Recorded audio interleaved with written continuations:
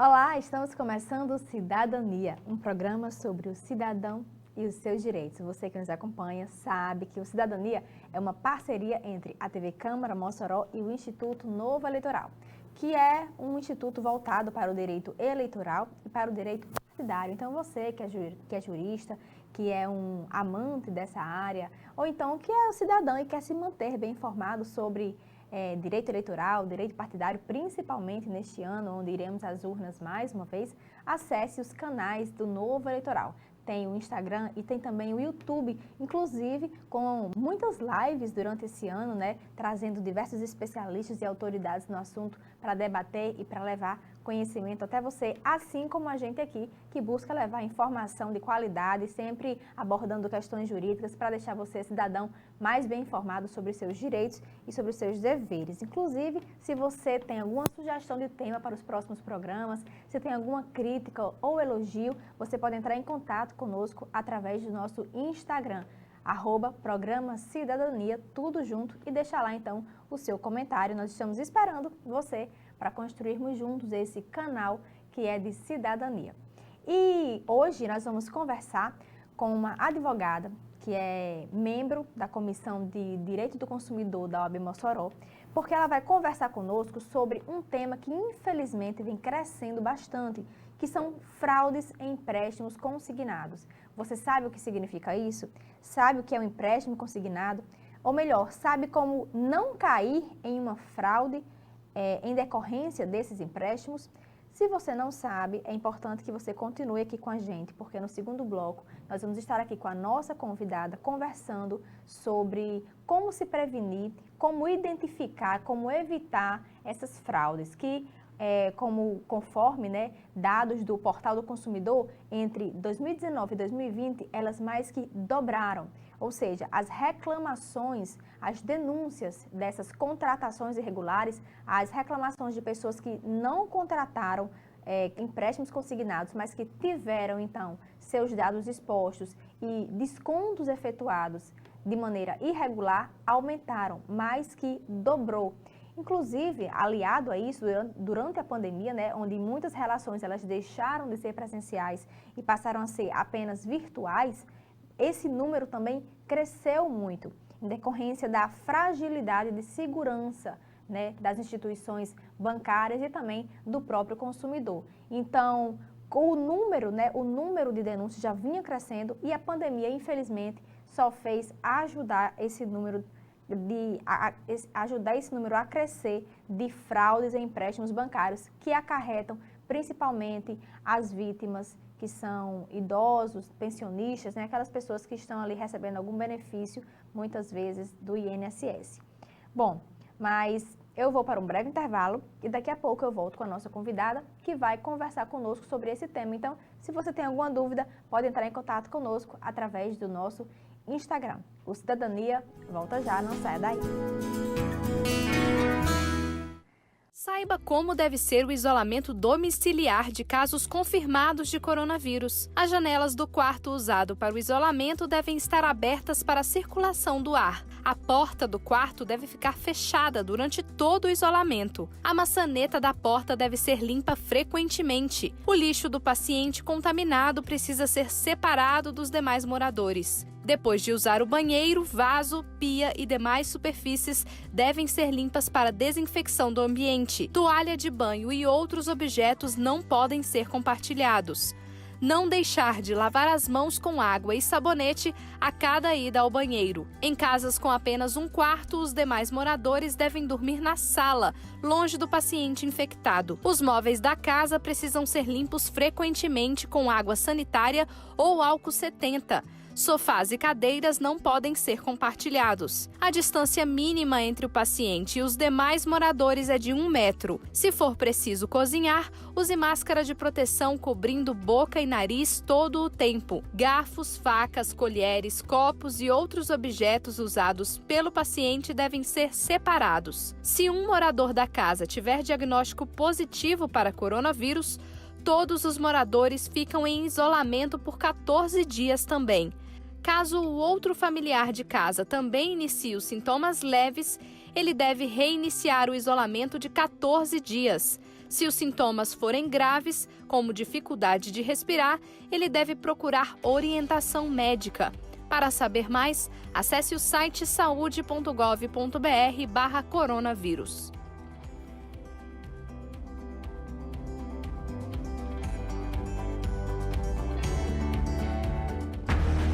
Os heróis da Marinha sempre estiveram presentes, garantindo nossa soberania, defendendo a Amazônia Azul, atuando em missões de paz pelo mundo, cuidando do nosso povo, mantendo a presença brasileira na Antártica. Estaremos sempre aqui, defendendo o nosso Brasil. Junho, data magna da Marinha. Heróis de sempre. Olá, estamos de volta com o segundo bloco do programa Cidadania, um programa sobre o cidadão e os seus direitos. Como já havia adiantado no primeiro bloco, estamos trazendo aqui para conversar conosco a doutora Raíssa Lima, que é advogada atuante em responsabilidade civil, em direito do consumidor e membro da Comissão de Direito do Consumidor aqui da OAB Mossoró. Doutora Raíssa, inicialmente nós gostaríamos de agradecer sua presença em vir conversar conosco. É um tema, infelizmente, que bastante comum, cada vez mais a gente escuta um conhecido relatar, que foi vítima de fraude. Então, é importante, além de levar conhecimento às pessoas, mas também como uma forma de alertá-los a não sofrerem esse golpe, né? Sim, primeiramente, gostaria de agradecer o convite, É um prazer estar aqui. E referente a essa questão, que estamos abordando, referente aos empréstimos, consignados, que de fato o número de fraude está crescente, é muito importante trazer isso para a população, para que eles tomem conhecimento e consigam saber a quem recorrer, como que eles devem se comportar nessa situação. Doutora Raíssa, inicialmente para a gente começar a conversar, o que seriam os empréstimos consignados? Para quem ainda não sabe o que isso significa, como eles funcionam?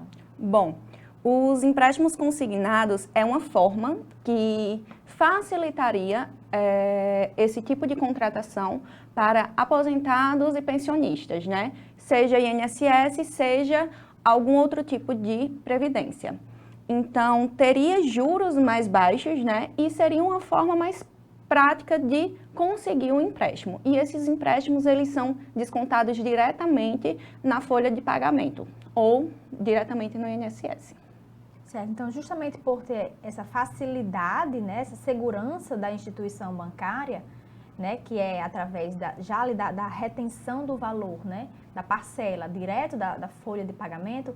Por isso, os juros seriam menores, o que chamaria a atenção das pessoas. Exatamente. É uma forma do banco dele conseguir garantir que aquele empréstimo ele seja descontado todo mês, afinal de contas, você não tem que estar lá pagando, não tem que ter um valor disponível em uma conta, o valor ele já é repassado para o consumidor, para o contratante com desconto, então tem essa segurança para o banco, então automaticamente implica nos juros mais baixos, porque diminui a margem de risco aí para a instituição financeira.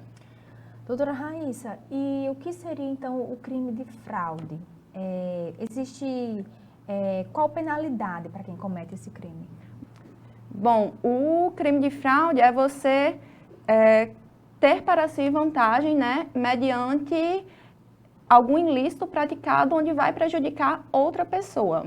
É o famoso 171, então, esse artigo do Código Penal? Isso, exatamente. Que tem a penalidade ali, pena de reclusão de 1 ano a 5 anos.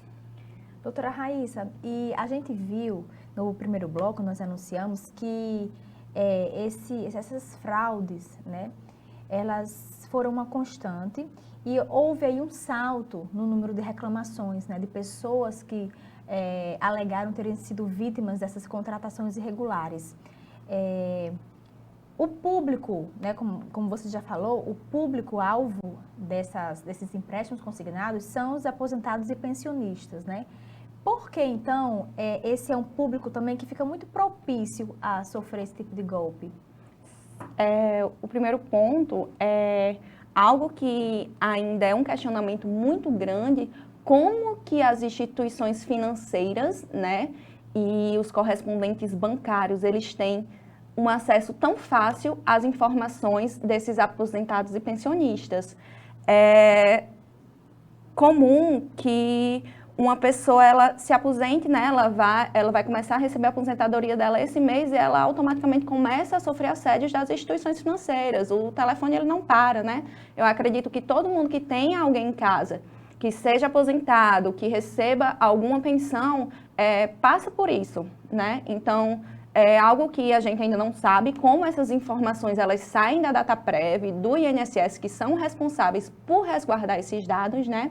E vão para as instituições financeiras. E aí começa o assédio de ligações, de pessoas informando que são do INSS, que teriam valores disponíveis para elas receberem. E aí a gente está lidando com um público, né? Com as pessoas geralmente de baixo grau de instrução, né? Pessoas mais idosas também, que não têm acesso à tecnologia e que, nesse ponto aí, elas acabam, às vezes, repassando informações, confirmando, acreditando que é do INSS. E aí, na verdade, é algum correspondente bancário que está ali buscando apenas confirmar os dados para submeter essa pessoa a um tipo de fraude.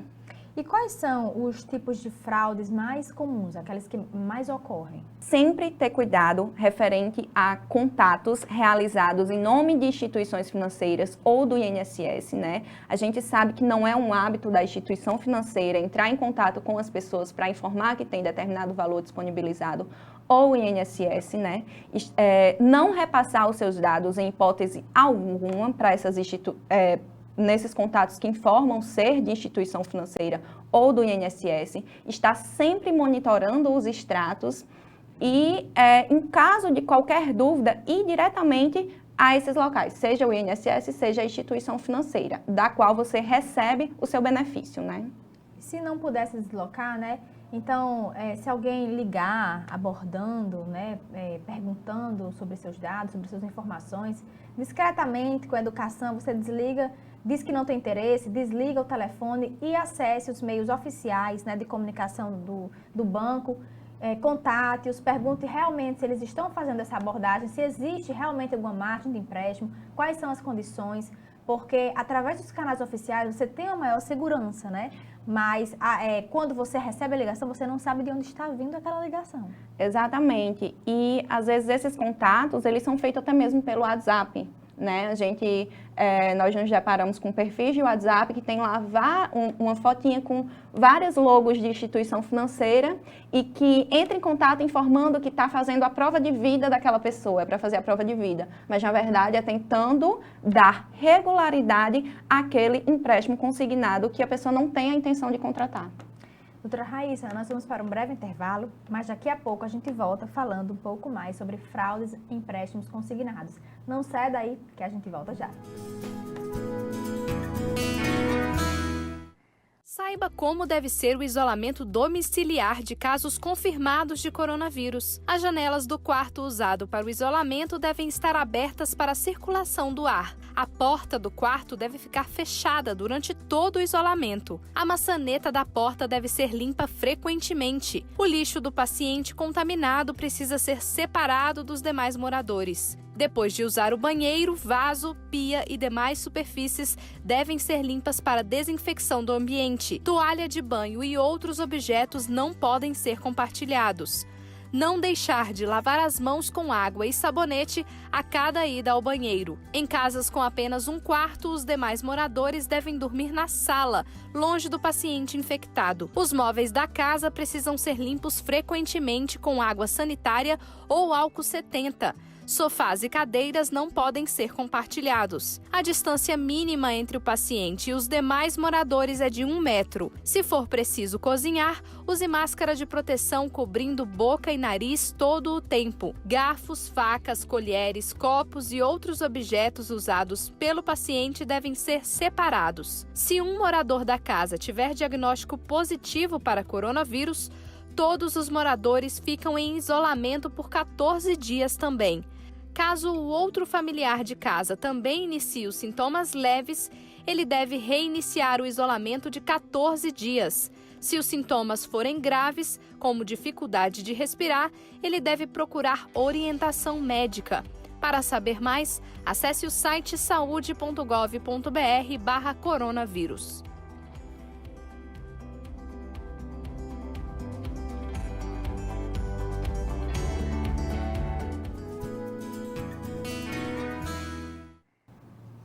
Estamos de volta com o Cidadania, conversando com a doutora Raíssa Lima sobre fraudes em empréstimos consignados. Doutora Raíssa, falando agora um pouco sobre como a gente pode agir, né, diante de uma situação onde a gente suspeita ou então quando a gente tem a confirmação de ter sido vítima de uma fraude. O que fazer, a quem recorrer? Bom, nós temos aí o PROCON, né, que no caso devem ser abertas reclamações, e eu acredito que quanto mais pessoas realizarem esse tipo de reclamação, vai haver um maior zelo referente a esses dados desses aposentados, né? Também realizar reclamações diretamente com o INSS, certo? E buscar solucionar a situação. Como se busca solucionar essa situação, né? Existem algumas instituições financeiras que é possível realmente você realizar o cancelamento, né? Você buscar dizer que não contratou e realizar o cancelamento. Mas também existem situações que não.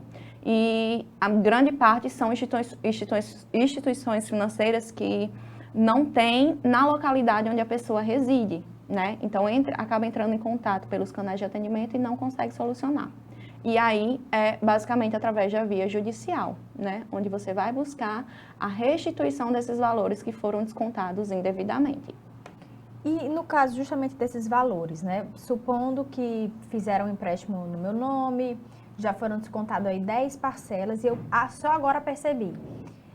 Eu tenho, então, como recorrer à instituição bancária, pedir o cancelamento e o ressarcimento desses valores que já foram descontados? Exatamente. E na situação, a instituição financeira ela tem que realizar o cancelamento sem nenhum ônus. Então, o que a gente vê é que, geralmente, a instituição financeira ela realiza o cancelamento e ela, às vezes, acaba nem devolvendo esse valor, né? Então, ela tem que devolver a integralidade do valor descontado. E para, então, recorrer, né? Precisa, então, essa pessoa contratar um advogado para que ele possa, junto a ela, pleitear esse direito? Exatamente. O interessante é que busque a orientação, né, com o advogado, porque aí ele vai saber exatamente como se resguardar, né, e qual direito ele vai ter naquela situação. E no caso, por exemplo, supondo que fizeram um empréstimo no meu nome, eu já quitei, inclusive, foram descontadas todas as parcelas, eu não notei, e fui pegar um extrato e notei, então, que havia lá um empréstimo consignado. Sabendo que eu nunca fiz esse empréstimo, fui à instituição bancária, né, e o que é que eu posso fazer? Chegando lá, o que é que eu posso solicitar, o que é que eu posso requerer? Já que eu quitei todo esse empréstimo sem ter feito, sem ter solicitado e sem saber. Eu posso, então, pedir essa restituição, mesmo já tendo finalizado esse contrato, ou tem um prazo? Existe o prazo prescricional, né, para que a gente consiga aí questionar de forma judicial, né? Seria aí o prazo prescricional de 5 anos desde o final do ato lesivo ali, né? Quando o ato finalizou, da última parcela do desconto, você consegue questionar de forma judicial. Agora, referente a essa questão de ir diretamente à instituição financeira para solicitar essa restituição, né? Quando os descontos eles estão acontecendo, já é difícil eles realizarem, né? Dessa forma aí, eu particularmente, eu nunca vi a instituição financeira ela se disponibilizar a realizar essa restituição desse valor. Então, eu acredito que realmente é através de vias judiciais, né? E aí, ela vai pleitear ali aquela restituição daquele valor que foi descontado indevidamente, nos termos do artigo 42 do Código de Defesa do Consumidor, que garante, inclusive, que o valor seja restituído em duplicidade, né, daquelas parcelas descontadas, assim como pleitear uma indenização por dano moral naquela situação. Por quê? Em regra, aqueles valores ali, eles são destinados para o sustento básico daquela pessoa, para o mínimo existencial dela. E ela passa ali longos períodos arcando com aquele custo. E isso ele gera um dano naquela situação. E, doutora Raíssa, é importante, né, que a gente esclareça que, infelizmente, não é fácil chegar ao banco, solicitar o cancelamento e de imediato eles assim o fazem, né? Existe, né, essa necessidade de você fazer prova, né? De você provar que não foi realmente você quem contratou, quem assinou. Muitas vezes eles falsificam assinaturas, né? Então é importante que você, ao entrar em contato com a instituição bancária, você vá munido de informações e de provas para que você possa apresentá-las e defender o seu direito, né? Ao cancelamento do empréstimo e ao ressarcimento de eventuais valores pagos. Exatamente, mas o mais difícil é justamente isso, você conseguir solucionar de forma administrativa. Em regra, não consegue. Em regra, realmente você chega na instituição financeira e não consegue ter nenhuma solução para aquele problema ali. Por isso, então, que na maioria das vezes é necessário, ter que lançar mão, então, da via judicial. Né? Exatamente. Até mesmo para você se resguardar que realmente aquele seu direito ali está sendo garantido. Doutora Raíssa, a gente sabe que com a pandemia, né, infelizmente, nós tivemos que ficar, né, por um longo tempo separados, né? O comércio, as relações online, né, não presenciais, elas cresceram muito. Inclusive, muitos contratos eles foram feitos realmente virtualmente, né, de forma através das redes sociais e plataformas, aplicativos. É importante, a gente sabe que, claro, essas medidas foram necessárias, foram essenciais e a tendência realmente, cada vez mais, o mundo ele se virtualizar, se informatizar. Mas você acha importante que as pessoas, elas, nesse contexto, elas se dirijam presencialmente a uma instituição bancária, que elas evitem fazer, então, esse tipo de contratação, que muitas vezes é de um valor muito alto, né? Muitas vezes os juros são bem abusivos. Dessa forma, online, virtual, não presencial, é bom evitar? Sim, exatamente. Na verdade, esses consumidores eles devem correr desse tipo de contratação, né? E estou precisando realizar um empréstimo, o interessante é que busque a sua instituição financeira de forma presencial, porque muitas vezes você realiza ali com instituição financeira que nem você não tem sequer acesso, você não consegue ligar, você não consegue solucionar. E nós estamos falando de grande parte de pessoas que são vulneráveis, né?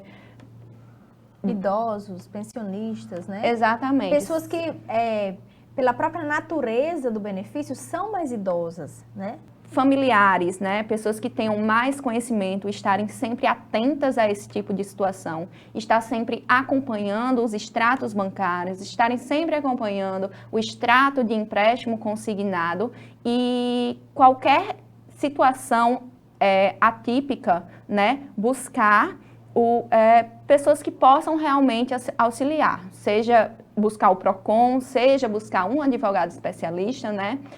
Se resguardar realmente nesse tipo de situação. Doutora Raíssa, dia 15, né, terça-feira agora, foi comemorado o Dia do Consumidor. Essa semana, a OAB Mossoró vem aí com uma programação especial, né, voltada para os consumidores, como uma forma de alerta, de levar conhecimento e também de ajudar. Eu queria que você, como membro da comissão, falasse um pouco sobre essa semana do consumidor na OAB Mossoró. Sim, exatamente. Na terça-feira agora, né, nós tivemos um evento na OAB, voltado para advogados e estudantes de direito, abrangendo o direito do consumidor. Dia 15 agora, né, nesta terça-feira, foi comemorado o Dia do Consumidor e durante essa semana a OAB Mossoró está com uma programação especial voltada para o consumidor, buscando levar informação, buscando cuidar, né, dessa relação tão importante, né, que é de consumo e que traz tantos transtornos, né? Buscando, inclusive, ajudar os consumidores que estão passando por algum problema. Então, eu queria que você falasse um pouco sobre essa Semana do Consumidor que a OAB Mossoró está promovendo. Exatamente, Joyce. Nós estamos em uma semana de conscientização, né? Tentando chegar ao consumidor, trazendo para eles os seus direitos e buscando esclarecer o máximo de dúvidas possíveis. Inclusive, no dia 19 agora, no sábado, nós estaremos com um mutirão com o objetivo de atender ao público, juntamente, a OAB, juntamente com o PROCON, ali na Praça do Pax. Qual o horário que vocês estarão na praça? Das 8 da manhã às 13 da tarde. Estaremos funcionando no atendimento presencial, assim como também para aquelas pessoas que não estão podendo sair de casa, também estaremos atendendo de forma virtual, certo? Através de videoconferência, para esclarecer qualquer dúvida. Afinal de contas, todos somos consumidores, né? E eu acredito que todo mundo já passou com alguma situação, seja referente a um contrato, seja referente a uma compra, e que surge algum tipo de dúvida e que você precisa de determinado esclarecimento. Então, nós estaremos lá para esclarecer a dúvida do consumidor. Bom, então, tá aí o convite, né, da OAB Mossoró e do PROCON, para que você, consumidor, que tem algum problema, que tem alguma dúvida, que queira, então, essa ajuda, esse auxílio para resolver alguma questão nessas relações de consumo com algum fornecedor, alguma loja, você pode, então, ir no sábado, das 8 às 13, na Praça do Pax, não é isso? Exatamente. Na Praça do Pax, aqui em Mossoró, que a OAB e o PROCON estarão lá de portas abertas, né, digamos assim, para receber você e a sua dúvida também, para te ajudar.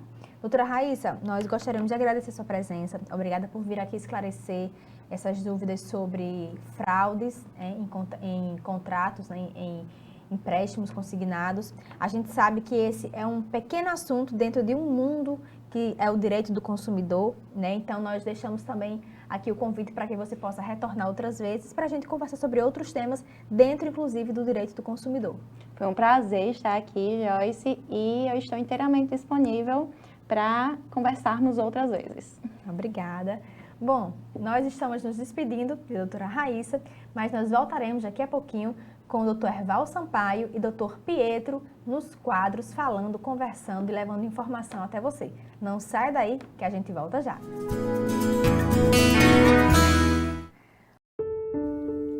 Às vezes o grito de socorro é silencioso e pode vir de um simples batom. Durante a pandemia, as mulheres estão mais expostas à violência doméstica e com menos oportunidades de pedir ajuda pela proximidade com o agressor. Se esse é o seu caso, faça um X vermelho na palma da sua mão e mostre na farmácia ao atendente. A polícia militar será chamada. Você não está sozinha. Sinal vermelho contra a violência doméstica. E agora, no quarto bloco do Cidadania, nós vamos direto para o quadro Em Pauta com o doutor Erval Sampaio, que sempre chega aí com seu jeito irreverente, trazendo informação para você. Doutor Erval, agora é com você.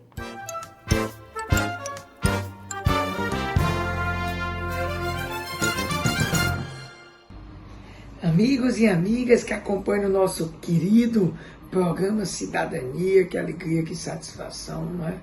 Saudades aí do estúdio, da nossa amiga Joyce Carneiro, de todos os amigos que fazem esse programa Cidadania, que a gente tem a alegria, né, de ter iniciado esse projeto, continua aí, né, continua pujante, continua realmente fazendo valer esse termo cidadania que nós escolhemos, né, para representar esse programa que leva esse conhecimento intenso sobre os direitos à população de Mossoró, na realidade a população de todo o Rio Grande do Norte, através da TV Câmara Mossoró. Essa semana temos no programa, no espaço aqui do Em Pauta, no nosso programa, um tema super interessante.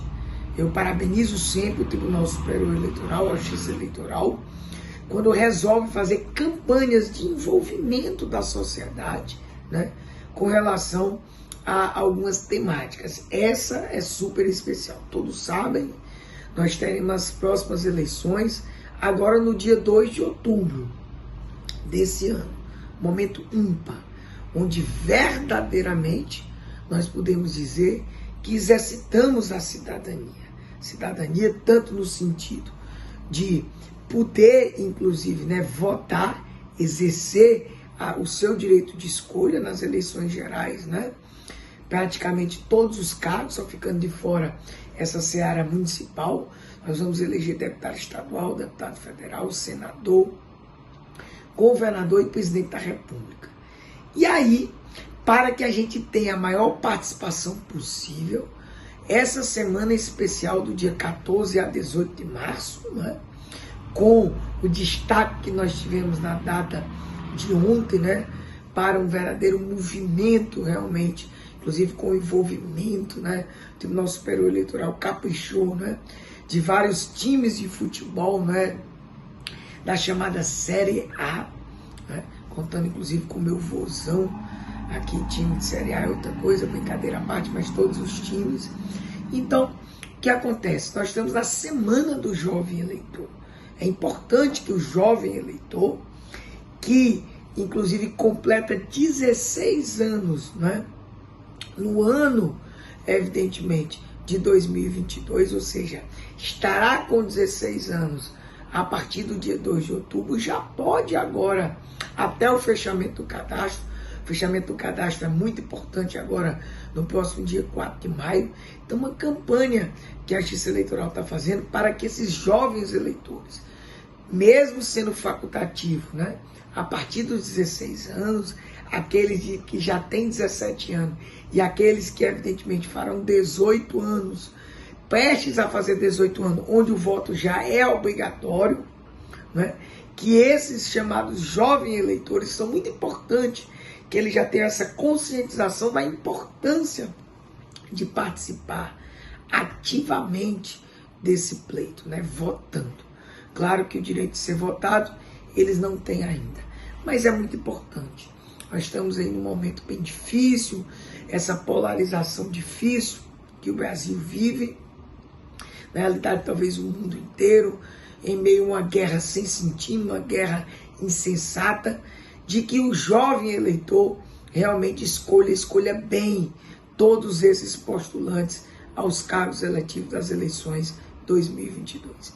Então o TSE reforça justamente nessa semana com a campanha intensa no site, nas redes sociais, com a participação de vários artistas para envolver a comunidade. É realmente, simplesmente fantástico. E eu não poderia deixar de trazer aqui para você que no município de Mossoró, na região, em todo o Rio Grande do Norte, você que nos assiste, você que nos ouve, você que através das redes sociais tem esse contato, não deixe de participar. Não culpe o poder público pelas possíveis mazelas que você acha que está vendo, quando você também tem uma responsabilidade. Eu sei que para você o voto ainda não é obrigatório, mas você pode chamar essa responsabilidade para si. Assuma essa responsabilidade, dê um voto consciente, dê um voto naquele candidato que você entende que possa fazer diferente, que possa se comprometer verdadeiramente com a coletividade. Então, pessoal, é isso aí. Realmente, jovem eleitor, vamos lá, exercer de plano a sua cidadania. E até o próximo programa.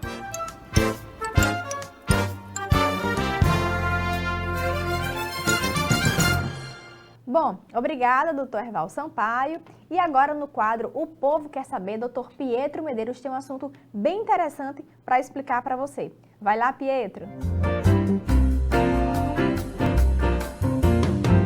Minha dúvida é com relação a descartar lixo.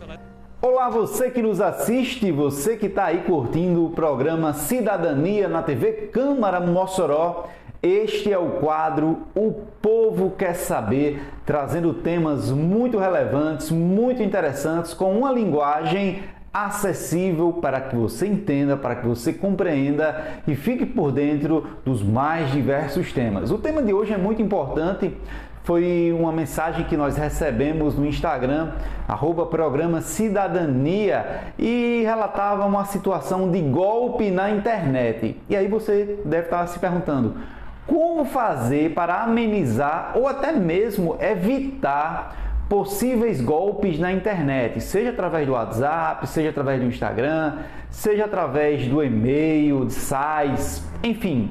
E aí eu vou trazer para vocês algumas dicas, fique ligado que é muito importante. A primeira dica é não abrir qualquer link que você receba sem o devido conhecimento de quem está enviando para você. Essa semana eu recebi em vários grupos do WhatsApp um link lá do Banco Central do Brasil informando sobre possíveis valores que o Banco Central estaria disponibilizando para algumas pessoas. E aí, ao olhar o link, tomei o cuidado de sair daquela página, acessar o site do Banco Central, verificar essa informação, verificar se aquelas informações que estão sendo pedidas realmente eram verídicas, porque ali teríamos que colocar a data de nascimento e o CPF. Então a primeira dica aí que a gente dá é relacionado aí a links que você recebe tanto no WhatsApp, no Instagram, no seu e-mail, verificar quem está mandando, se é alguém conhecido, lembrando que o banco, ele não trata com você geralmente através de e-mail, a não ser que tenha um contato prévio em uma ligação e a atendente, depois de todas as verificações, informe que vai falar com você através do e-mail, que peça algum documento, tranquilo? O outro item que eu até anotei aqui para ficar mais fácil, porque são tantas informações, se você for fazer compras em sites, verificar lá em cima no site, quando você for acessar, por exemplo, o Mercado Pago, por exemplo, um site de compras de tênis, de roupa, verificar ao fazer o pagamento e ao acessar o site se tem um cadeadozinho lá no topo, em cima do site. Esse cadeado, ele identifica que este site, ele é um site seguro. Então, não faça pagamentos via internet, via telefone, via relógio, hoje é muito comum, através de sites que não esteja protegido com certificação de segurança. Então, já foram 2 dicas. A terceira dica aqui é não compartilhar os dados pessoais em grupos, em e-mails, em fóruns. Não compartilhar os seus dados pessoais, meus amigos. Não compartilhe, porque algumas pessoas podem pegar esses dados e transformar em um cartão de crédito, se passar por você em uma operadora de cartão, em uma operadora, em um banco também. Outra coisa, habilitar no seu WhatsApp, que é um dos aplicativos que com certeza você utiliza mais, a autenticação de 2 fatores, ou seja, você vai colocar a sua senha, 2 senhas diferentes no seu aparelho. Então, se um terceiro pegar o seu aparelho e tiver uma senha, ele não consegue abrir. Então, a outra dica, a terceira dica já, quarta dica é em relação à autenticação de 2 fatores. Abra seu WhatsApp agora e procure aí autenticação de 2 fatores. Isso vai ajudar bastante a proteger você da segurança. Outro fator interessante é na elaboração de senhas. Não colocar senhas que está na cara ali, a data do seu aniversário, a data do aniversário da sua esposa. Sempre colocar letras maiúsculas misturadas com letras minúsculas, com símbolos como ponto, asterisco, cifrão, arroba. Então isso aí vai dificultar bastante na hora de alguém querer pegar ou conseguir o acesso da sua senha. O valor da letra maiúscula e da letra minúscula são diferentes. Tranquilo? Então, mais uma dica aí para você. Eu trago aqui mais uma dica. Essa aqui é muito importante, muito importante. Se você vai fazer uma transação bancária, um depósito de dinheiro, uma transferência para alguém, procure um Wi-Fi, uma rede de Wi-Fi segura. Não faça isso no pátio de um shopping, no aeroporto. Procure uma rede segura. Se você está no aeroporto e precisa fazer, ou no shopping, precisa fazer uma transação bancária, desligue o Wi-Fi e faça do pacote de dados do seu aparelho de telefone celular ou do seu notebook. Roteie do celular para o notebook, mas não use Wi-Fi públicos para fazer transações bancárias. Outra coisa importante que eu vi algumas pessoas comentando recentemente foi em relação a boletos bancários. Eu vi até que algumas pessoas receberam Boletos é como se fosse de uma companhia de águas, certo? Ali a característica ali era mais ou menos como se fosse um boleto que você paga ali todo mês de uma companhia de águas X.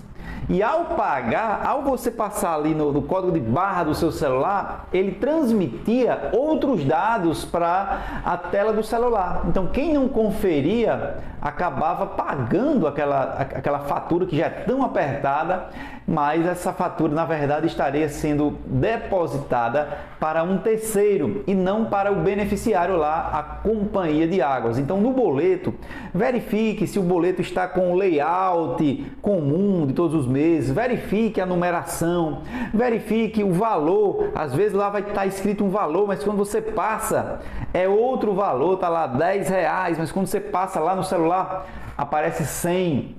Então são formas que os golpistas estão utilizando para pegar informações que são do dia a dia, um boleto de água, um boleto de energia, uma fatura do cartão, para conseguir arrancar esse tão dinheiro sofrido que você já vem recebendo. Então, mais uma dica é prestar atenção na hora de pagar, prestar atenção nos seus boletos, se aquelas informações são reais quando você coloca elas lá no seu aparelho, no seu telefone, no seu computador, no seu tablet para efetuar o pagamento. E um golpe muito comum que estamos vivenciando atualmente é em relação ao Pix. O Pix ele tem várias chaves, eu tenho o CPF, eu tenho o e-mail, eu tenho chave aleatória, eu tenho o telefone. Então tem pessoas que utilizam, por exemplo, o CPF, o telefone.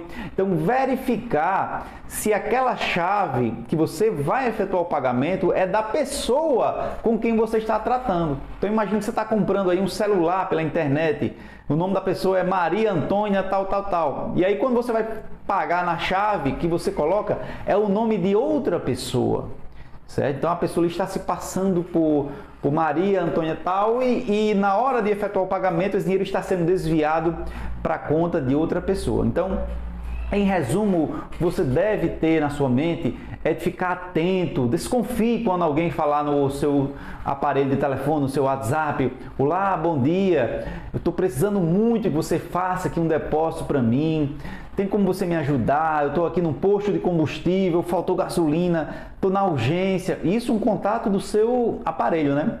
Então eu tenho um costume de sempre quando eu vou fazer um depósito para alguém via WhatsApp, eu pedir ou uma foto ou um áudio, ou ligar e confirmar se realmente é aquela pessoa, porque depois que você fizer o depósito vai ficar tudo mais difícil para que você consiga recuperar esse valor, porque geralmente são pessoas de outros estados que ao receber esse valor já encaminha para outra conta, criptomoedas, bancos digitais, então é muito difícil. Então aconselho que você que está nos assistindo aqui no quadro O Povo Quer Saber, fique atento a tudo que vem relacionado de forma fácil, ali com a facilidade, nos grupos, em um e-mail que promete algo e você cai na tentação e no final deposita algum valor e aí o dinheiro já está tão difícil, né, para que você desperdice esse valor. Então, muita atenção e fique com Deus. Até a próxima. Esse é o quadro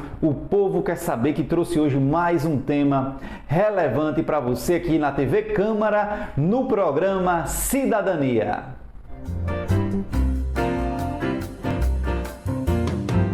Minha dúvida é com relação a descartar lixo eletrônico. Obrigada, Dr. Pietro Medeiros, por mais uma aula aqui em poucos minutos para a gente, né? Deixando sempre a gente bem informado. E você que nos acompanha, sempre nos acompanhou hoje, nosso muito obrigada. Chamamos você para continuar na programação da TV Câmara e também para estar aqui na próxima quinta-feira, 7 horas da noite, canal 23.2 da grade da TCM. Toda quinta-feira um programa inédito para você. O programa de hoje vai ser reprisado na nossa grade de programação. Se você não assistiu ou se você quiser assistir novamente, fique ligado na TV Câmara e assista a nossa programação. Até a próxima semana.